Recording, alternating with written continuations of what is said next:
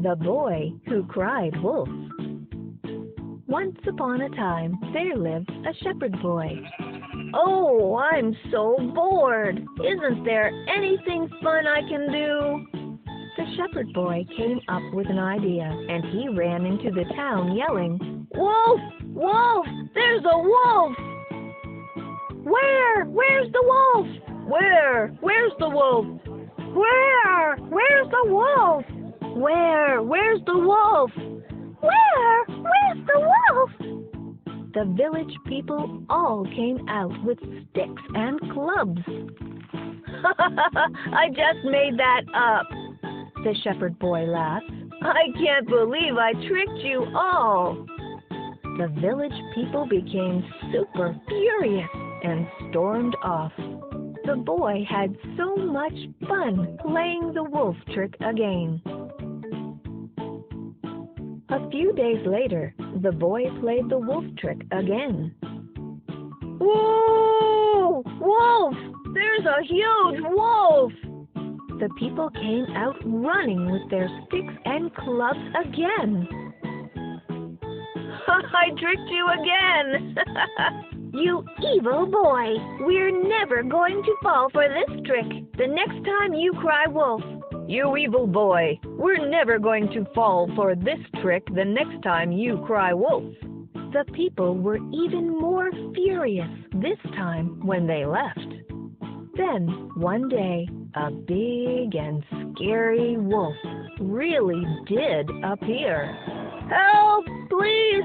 Someone help! There's a wolf! Really, there's a wolf!" "There he goes again. Does he think we're going to fall for that trick again? That's absurd!" Hearing his cries didn't bother coming to his rescue. But it was at that time that the wolf ate all the shepherd boy's sheep. "Oh no!" the boy cried. "My sheep! My poor sheep!" The boy learned his lesson to never cry wolf ever again. The Emperor's New Clothes. In a kingdom far away, there is an emperor who loves nice clothes. "I want the nicest clothes," he proclaims. The emperor makes an announcement to find the best tailor. Everyone hears the news. 2 brothers hear it too. They aren't tailors, but they are good liars. "We have the best cloth," the brothers say every day at the front of the castle's gate. Eventually, the emperor hears them. He wants to meet the brothers. "I want the nicest clothes," says the emperor. "Our cloth is the best," says the elder brother. "But foolish people can't see it," says the youngest brother.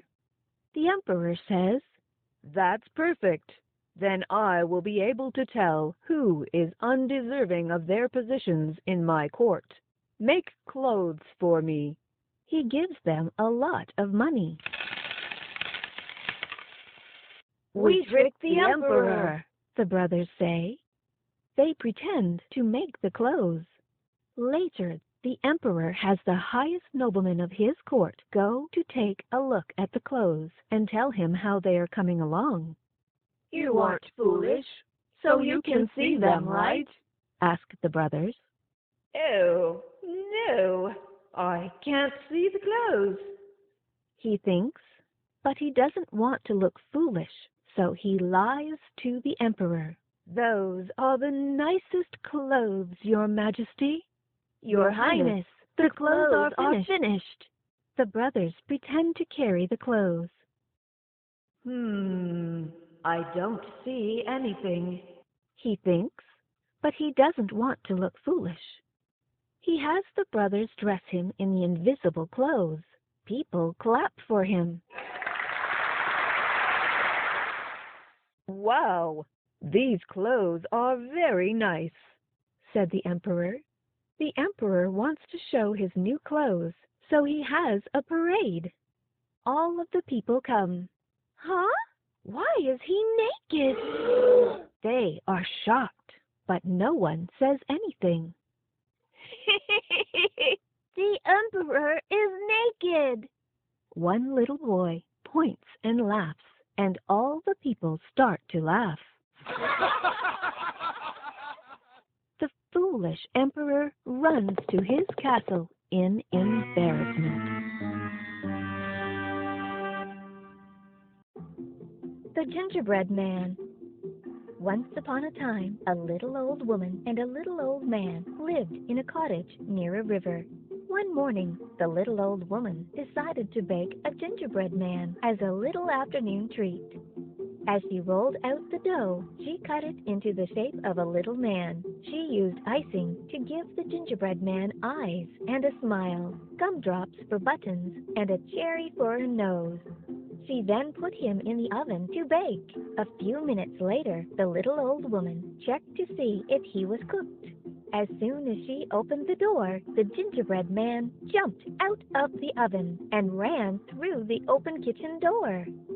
Don't eat me, he shouted. The little old woman was very surprised, but she was also very hungry. So she called to her husband, and they both ran out the front door and after the gingerbread man. Stop! They yelled. Please stop! But the gingerbread man did not look back.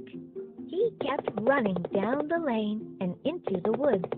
As he sang, Run, run as fast as you can. You can't catch me. I'm the gingerbread man. As he entered the woods, the gingerbread man came across a wild boar. Stop! The wild boar snorted. I would very much like to eat you. The gingerbread man did not stop. Instead, he ran right past the wild boar. I've outrun a little old woman and a little old man, and I can outrun you too. Run, run as fast as you can. You can't catch me. I'm a gingerbread man. It was not long before the gingerbread man saw a cow grazing at the edge of the woods. Stop, little man, mooed the cow. I'm very hungry. But the gingerbread man was just too fast for the cow. I've outrun a little old woman and a little old man and a big fat boar, and I can outrun you. Run, run as fast as you can. You can't catch me. I'm the gingerbread man. The cow decided to chase the gingerbread man too, right behind the wild boar and the little old man and the little old woman. But the gingerbread man was just too fast. A little further on, the gingerbread man came upon a donkey. Stop running! Hee-haw! Neighed the donkey. I want to eat you. But the gingerbread man did not stop. I've outrun a little old woman and a little old man, a big fat boar and a lazy cow, and I can outrun you too. Run, run as fast as you can. You can't catch me. I'm the gingerbread man. Of course, the donkey did not like being taunted, so he too chased the gingerbread man behind the cow, the pig, and the little old man and the little old woman. But still, the gingerbread man ran even faster. Soon, he came to a rushing river. Oh no! If I get wet, I'll crumble and melt. But if I don't, they'll catch me. What do I do? Just then, a sneaky fox appeared and said, I can help you cross the river. Climb onto my back, and I'll swim across. The gingerbread man did not trust the fox. Do you promise you won't eat me? Of course, I won't eat you. I just want to help you. The gingerbread man decided that trusting the fox was better than being caught by the donkey, the cow, the wild boar, and the little old man and the little old woman. So he climbed up onto the fox's back, and together they swam across the river. They were about halfway there when the fox said, I'm getting tired. You should climb up onto my head." So the gingerbread man did. They were about 3/4 of the way there when the fox said, "Oh, I'm getting tired again. You should climb onto my nose." So the gingerbread man did.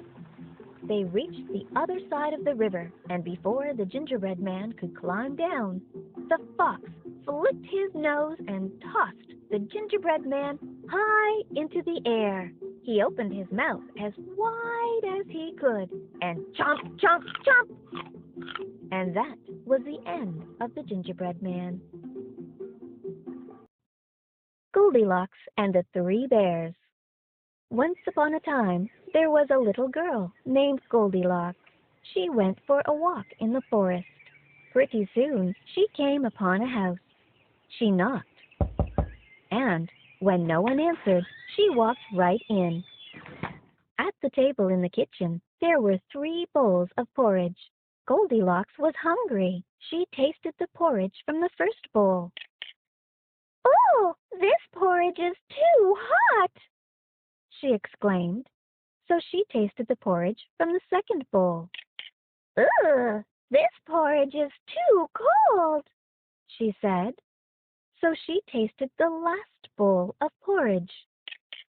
"Ah, this porridge is just right," she said happily, and she ate it all up. After she'd eaten the 3 bears' breakfasts, she decided she was feeling a little tired. So she walked into the living room where she saw 3 chairs. Goldilocks sat in the first chair to rest her feet.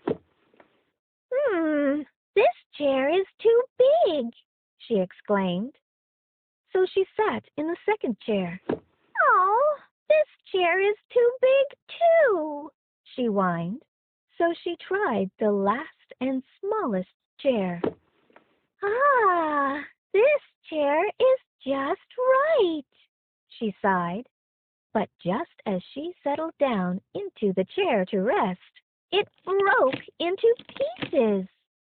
Goldilocks was very tired by this time, so she went upstairs to the bedroom.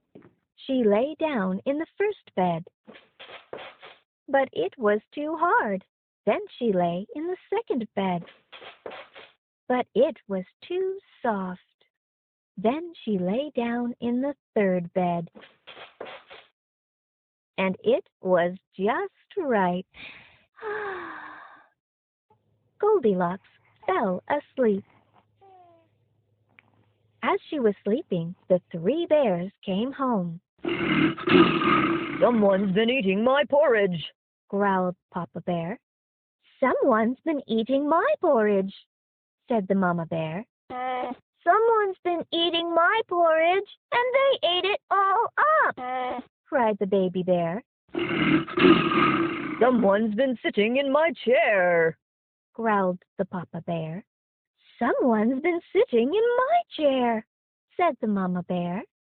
"Someone's been sitting in my chair, and they broke it all to pieces," cried the Baby Bear. They decided to look around some more, and when they got upstairs to the bedroom, Papa Bear growled, "Someone's been sleeping in my bed." "Someone's been sleeping in my bed, too," said the Mama Bear. "Someone's been sleeping in my bed, and she's still there," exclaimed Baby Bear. Just then, Goldilocks woke up and saw the 3 bears. She screamed, "Help!" And she jumped up and ran out of the room. Goldilocks ran down the stairs and ran away into the forest, and she never returned to the home of the 3 bears. Jack and the Beanstalk. Once upon a time, there was a boy named Jack who lived with his poor widowed mother. They had sold almost everything they owned to buy food. When their last cow stopped giving milk, Jack's mother sent him to town to sell it. On the way to town, Jack met a strange fellow who told him stories of magic beans. Where can I buy some of those magic beans for my mother? Asked Jack. I have the last 3 magic beans, and I will sell them to you because you are a good boy. The strange man smiled at Jack. Well, I have nothing but our old cow, and we need the money I would get by selling her for food. The man replied, Trust me, my boy, these beans will bring you food and fortune, and your mother will be proud.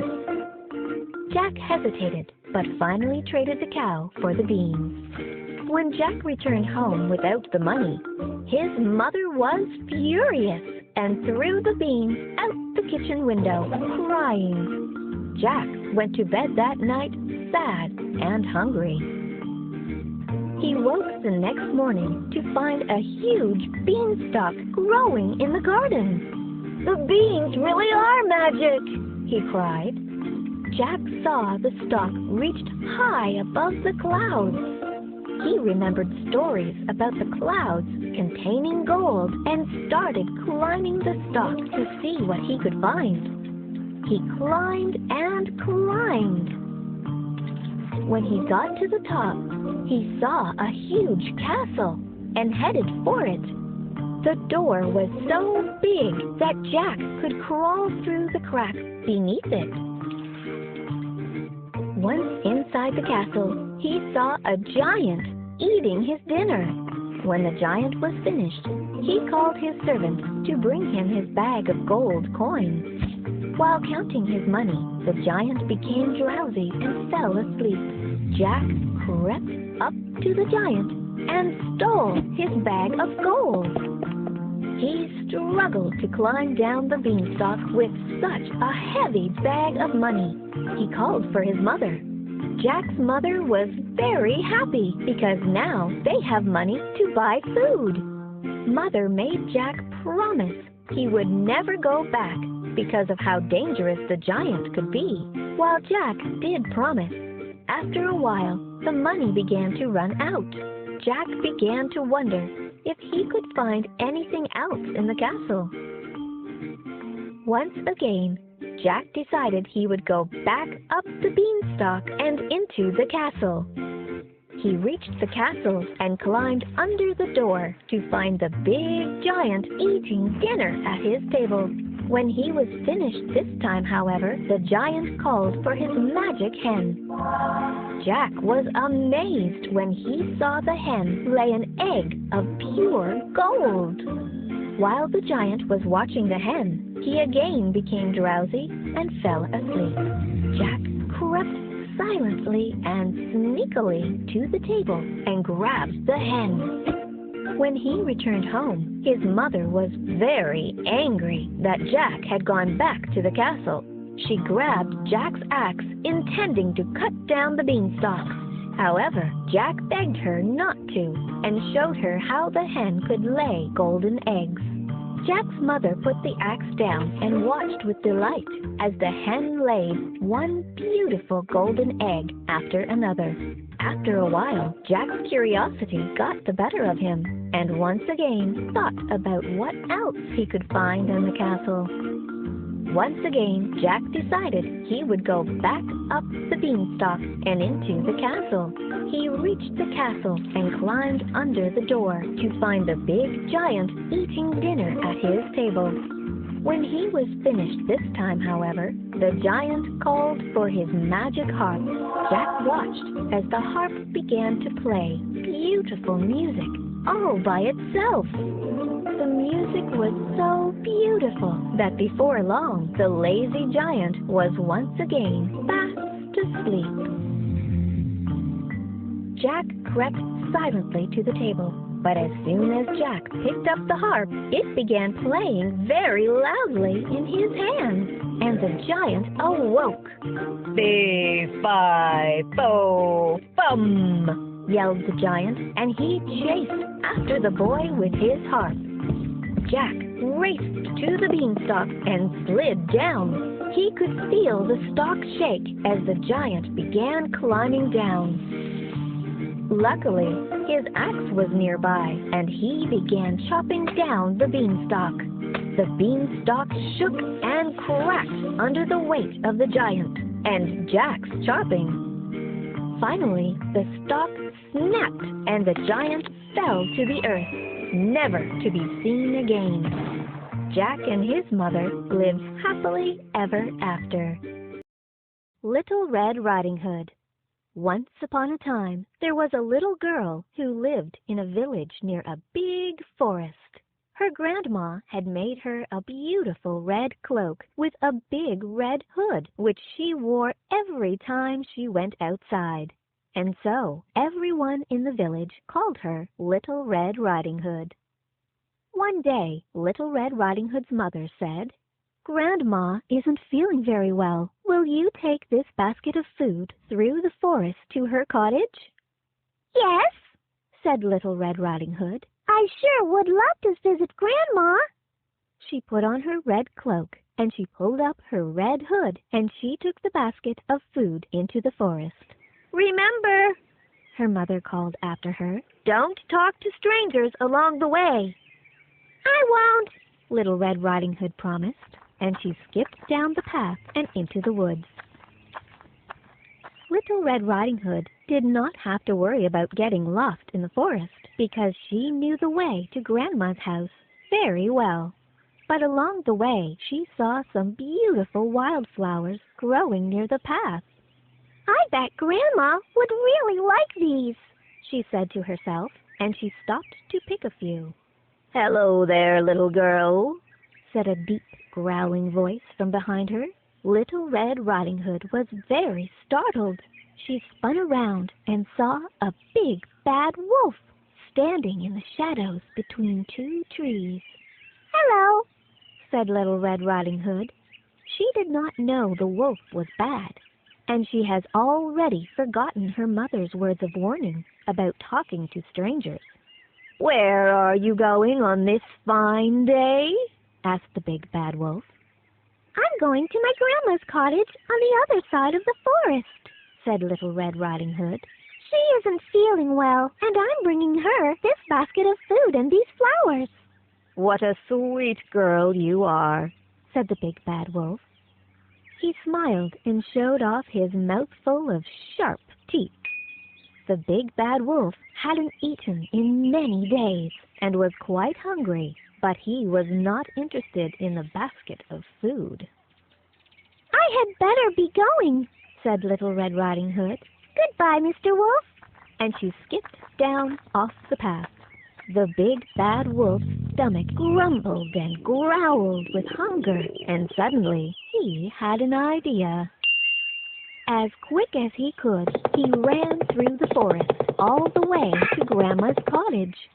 The sneaky wolf opened the door very quietly and found Grandma asleep in her bed. He picked the old woman up, opened his terrifying big mouth, and he swallowed poor Grandma in one gulp. Then the big bad wolf climbed into the bed and pulled the blanket up to his chin. He put on Grandma's glasses and her nightcap, and he waited for the little girl to arrive with her flowers and basket of food. When Little Red Riding Hood arrived at the cottage, she opened the door quietly and found Grandma lying in bed. "Hello, Grandma," she said. "Mother told me you weren't feeling well, so I brought you some food and some flowers." What a sweet little girl you are, said the wolf in his fake grandma voice. Come closer, my dear. Little Red Riding Hood took a step closer, and she noticed that something looked a little different about Grandma. "My," she said, "what big eyes you have, Grandma." All the better to see you with, said the big bad wolf. Come closer, my dear. Little Red Riding Hood took another step closer to the bed. "My," she said, "what big ears you have, Grandma." All the better to hear you with, replied the wolf. "Come closer, my dear." Little Red Riding Hood took one more step closer. My, She said in surprise. what big teeth you have, Grandma.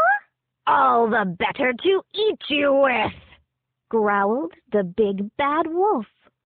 He jumped out of the bed and he opened his great big mouth.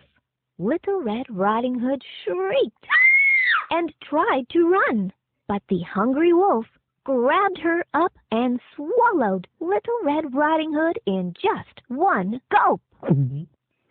Outside the cottage, a woodsman happened to be walking through the forest when he heard Little Red Riding Hood's shriek of surprise. He hurried inside to see the wolf and his huge, round belly. The woodsman grabbed up the big bad wolf, turned him upside down, and shook him by the legs and feet. Little Red Riding Hood came tumbling out of the wolf's mouth, and Grandma followed. The three of them chased the big bad wolf out of the cottage, out of the forest, and over a hill. The big bad wolf ran for his life and was never seen again. Rumpelstiltskin. Once there was a miller who was poor, but who had a beautiful daughter. In a plan to get rich, the miller went to the king and declared, "I have a daughter who can spin straw into gold." The king was wealthy, but greedy, so he ordered his guards, "Lock the girl in a room filled with straw. If she spins the straw into gold, I will let her go. If not, she will stay here forever." All alone in the locked room, the miller's daughter began to cry because she didn't know how to turn all that straw into gold.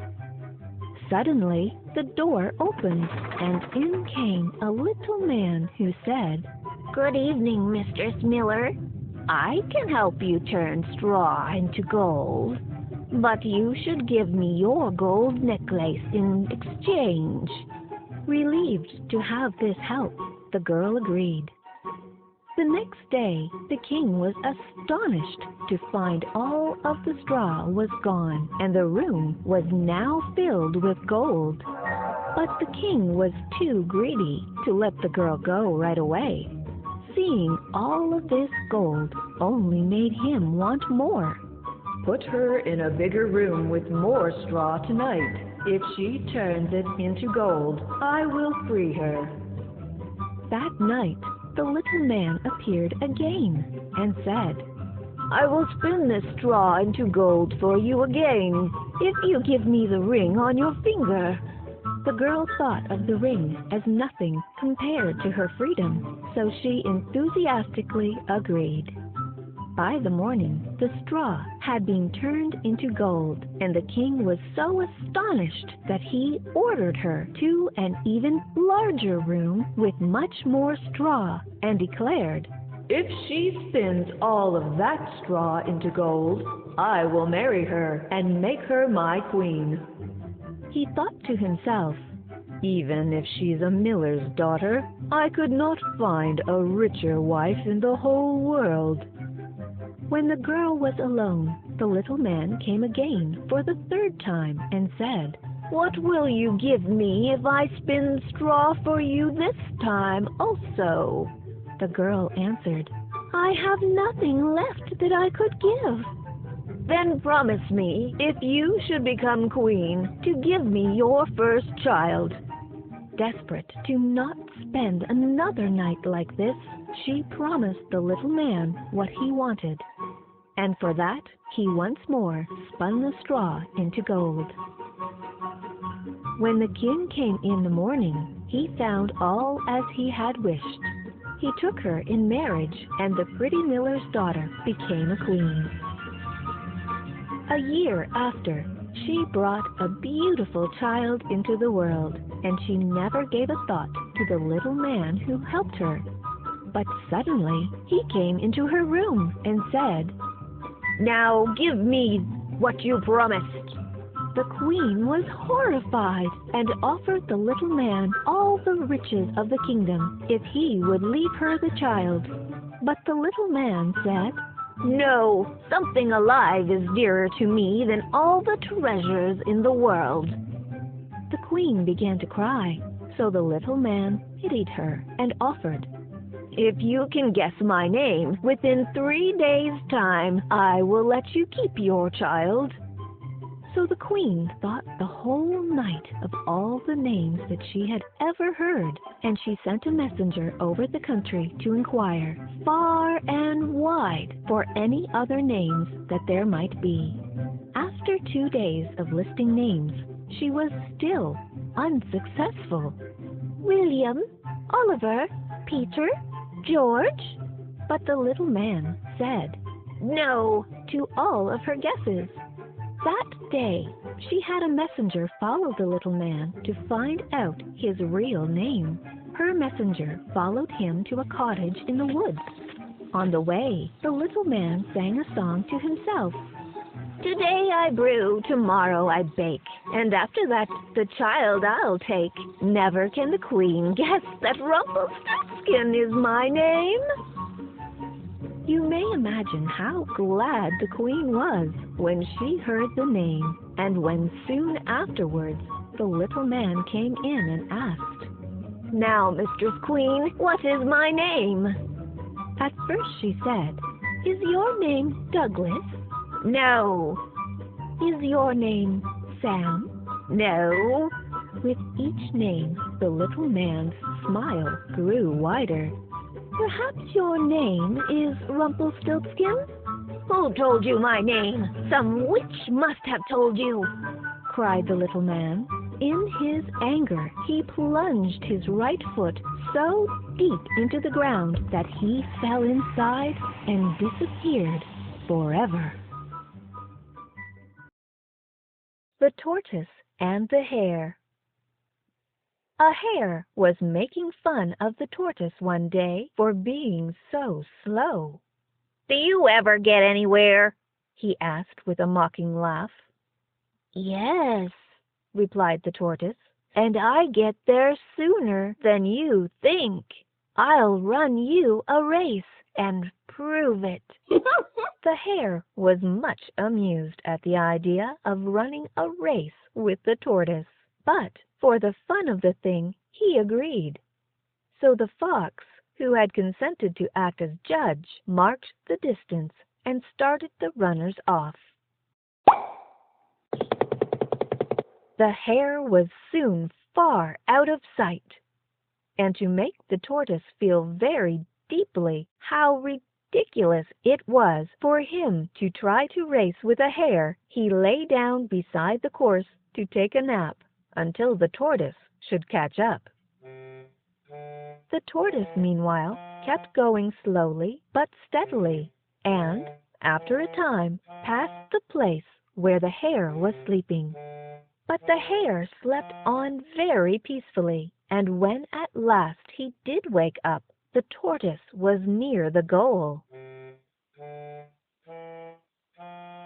The hare now ran his swiftest, but he could not overtake the tortoise in time.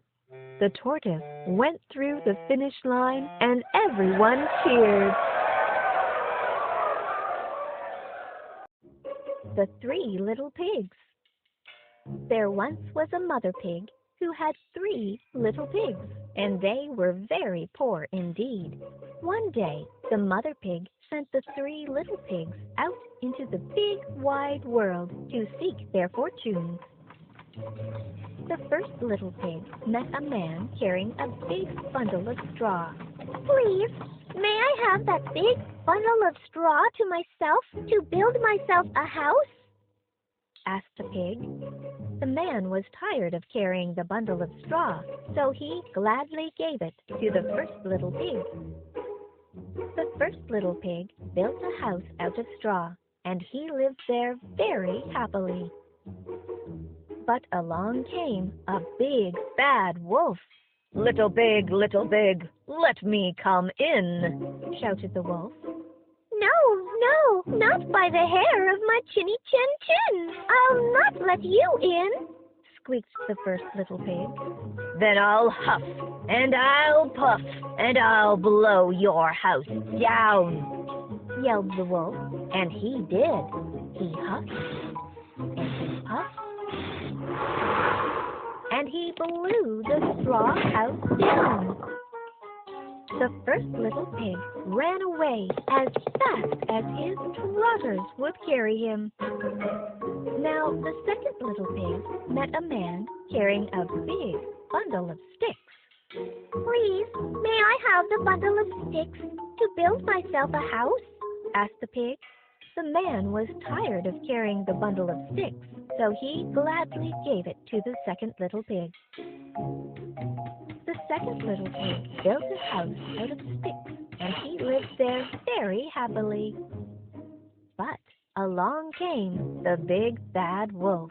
Little pig, let me come in, shouted the wolf. No, not by the hair of my chinny chin chin. I'll not let you in, squeaked the second little pig. Then I'll huff, and I'll puff, and I'll blow your house down, yelled the wolf, and he did. He huffed, and he puffed, and he blew the sixth house down. The second little pig ran away as fast as his trotters would carry him. Now the third little pig met a man carrying a heavy load of bricks. Please, may I have that load of bricks to build myself a house? Asked the pig. The man was very tired of carrying the heavy load of bricks, so he gladly gave it to the third little pig. The third little pig built a house out of bricks, and he lived there very happily. But along came the big bad wolf. Little pig, let me come in, shouted the wolf. No, not by the hair of my chinny chin chin. I'll not let you in, squeaked the third little pig. Then I'll huff, and I'll puff, and I'll blow your house down, yelled the wolf. And he tried, and he tried. He huffed, and he puffed, and he huffed, and he puffed. But he couldn't blow the pig's brick house down. Little pig, I'm coming down your chimney right now to get you, bellowed the big bad wolf. Please yourself, called the third little pig, who was now busy with some important preparations. Little pig, I have my front paws down your chimney, threatened the big bad wolf. Please yourself, called the little pig, who was still busy. Little pig, I have my bushy tail down your chimney, called the wolf. Please yourself, called the third little pig, who was now sitting in his comfortable rocking chair by the fireside. Little pig, here I come, said the wolf, and with a huge splosh, the big bad wolf fell right into a bubbling pot of boiling water. That clever little pig had placed the pot on the fire right under the chimney. The wolf slipped and splashed and scrambled out of the big pot. He ran as fast as he could out of the front door and was never, ever seen again. The third little pig went to look for his two brothers and found them safe and sound. So the three little pigs went and fetched their mother, and now happily together in the brick house. The Ugly Duckling. On a beautiful summer day, a family of ducks were taking a swim while another is enjoying a stroll by the bank. But one mother duck was sitting on her eggs in the tall grass. She wonders when her babies are going to hatch. Her eggs were the last to hatch among all the other ducks. Soon the eggs began crackling, and the little ducklings started taking small, unsteady steps out of their shells. Mother Duck thought her babies were so cute and beautiful. As she started counting the number of baby ducks, she realized one of the eggs hadn't hatched. She noticed the unhatched egg was rather large, but didn't think much of it, and continued to sit on the unhatched egg. Soon, the last egg hatched, and the duckling stepped out. This little duck didn't look like his brothers and sisters. Immediately, other ducks began calling the ugly duckling names. What is that strange-looking creature doing here? The other ducklings are so cute, but this one is so big and ugly. We don't want him here. Mother Duck replied angrily. He is still small, and I'm sure he will grow up to be beautiful too. As days went by, things started becoming worse and worse for the ugly duckling. Wherever he went, the other ducks were rude towards him. Even his brothers and sisters were mean to him. Mother Duck was extremely sad, seeing how the other ducks treated him. Nobody wants to talk to or play with me because I'm ugly, the ugly duckling cried. The ugly duckling ran away from home. No matter where he went, he wasn't wanted. After becoming tired of the incessant teasing, he decided to block himself off from all social interactions. He ran to an area of the woods where no one could bother him. So life continued miserably for the ugly duckling as he tried to stay away from the other ducks, only returning to the bank to drink water. Soon, seasons changed, and the ugly duckling grew stronger and larger. One day, the ugly duckling felt so depressed and lonely that he decided to go to the lake to watch the beautiful birds from afar. Seeing them laugh and play together made him drop his head and cry. When he stared down at his own reflection in the lake, he couldn't believe his eyes. His own reflection was no longer an ugly duckling. The ugly duckling had transformed into a beautiful swan. At this very moment, the other swans and ducks noticed him from across the lake. They flocked to him, and he couldn't believe he was being accepted and appreciated.